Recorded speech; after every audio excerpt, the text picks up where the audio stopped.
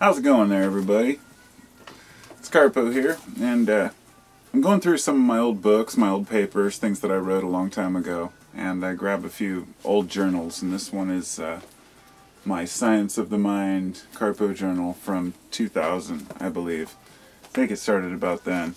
And since then, I've just written in it, here and there, a variety of different ideas and thoughts, but I was just flipping through it randomly, and I grabbed a random page and thought, maybe I'll just see if there's anything here. And this one was particularly about chemtrails. And so I thought, maybe I could consolidate a chemtrail video down into like 5 minutes or so. And so I thought I'd just run over all these points that I wrote down, because I used to be a believer in chemtrails. Then I did more research and found out that yes, there indeed have been experiments done with the weather, and yes, some contrails could be chemtrails, but the idea that on certain days all the jets flying over are spraying chemicals is, to me, ludicrous. So I'll go over the points I have here. First off, if so, why? And many people have different beliefs. The main belief is that it's geoengineering, that they're trying to reflect the sun to cut down on heat. But some people have actually said that they're dropping nanoparticles that help to control the mind, for mind control. If that were true, then everybody would be inhaling these particles. Others believe that it's military communication, and many of the sprayed chemtrails of the past have been indeed barium that was sprayed in the upper atmosphere, that was used in the Middle East for communications and during certain wars, as a way to bounce radio signals off of the upper ionosphere and back down to Earth. The idea that this would be used today is pretty ludicrous, since we have enough satellites, we don't need that anymore. Some people believe that they have particles in there that are designed to pacify people, or some sort of alien particle. I've heard every theory you can imagine. And once again, everybody's inhaling it, and we have to remember that. Some people believe that they're just programming it to kill us, that they're putting out chemicals to kill everyone. And I thought, well, if millions of people were involved in a giant conspiracy to kill everyone, then somebody would obviously have a problem with that, considering everyone's breathing the same air. So, we could also go back in time. Some people believe there's an Anunnaki connection, the idea that there's gold in the... It was sprayed in the upper atmosphere, and that the Anunnaki come here to harvest gold so they could take it back to their planet to spray it in their atmosphere to protect them from some solar flares. I mean, like I said, you know, I've heard it all, but the question I guess we should ask is it an intentional harm or good intent? And if it is even happening. And that's the thing, that it doesn't seem to matter for people, but really it wouldn't to me either. And so I should give you a quick background. I spent about a year documenting weather patterns, relative humidity, whether or not there was any rain before or afterwards, during days when the whole sky was filled with contrails, and they spread out across the sky. And I'll be the first to admit, it sucks when we have a lot of moisture in the atmosphere and all the planes that are flying over there block out the sun. If the planes weren't there, we wouldn't have this problem. That's true. And it is an issue that needs to be addressed.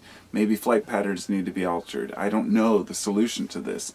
But I've heard people say, I won't let my kids go outside if there's trails in the sky, because they believe particles are falling out of the sky and their kids are inhaling these particles and that it's damaging them. The thing is, if a lot of folks, when I ask them what are they spraying in the atmosphere, they say they're spraying aluminum.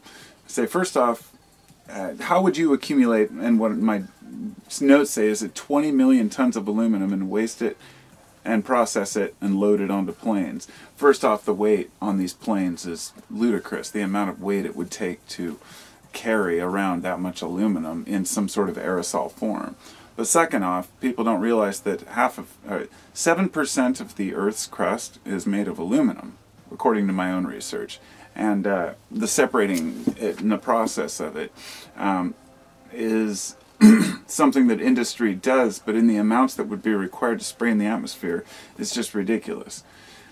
Many people who are into chemtrails will show these ballast tanks on these planes and say, look, here's a picture of a plane with tanks on it. Those are called ballast tanks. What they do is they move liquids between the ballast tanks to shift weight during flight to see how planes can handle various weights when they're testing planes. But many people don't want to hear that, and they're continuing to use those same old pictures. Another question I have written here is then why are barium levels going up? people attribute that to chemtrails, the barium in the soil. The fact is that barium is not only used in fracking, it's a major, you know, chemical used in fracking, but it's also it's found in a variety of industries and byproducts of industry. So naturally it's going to clog the waterways, it's going to end up in our soil, just like aluminum. And aluminum comes in from industry as well. So we have an issue with the atmosphere, and a thing a lot of people don't know is that the atmosphere shrinks and expands by solar activity. And so when we have the solar atmosphere shrinking down to a certain level, it changes the level of moisture, or where the moisture levels are, and they can rise and fall according to, you know, even if jets are at the same altitude as they always were, these moisture levels can rise and fall. So the question would be, if the solar activity is so weak, why would they be spraying so heavily? You know, if that's what they're trying to do. In other words, if they're trying to actually help block solar.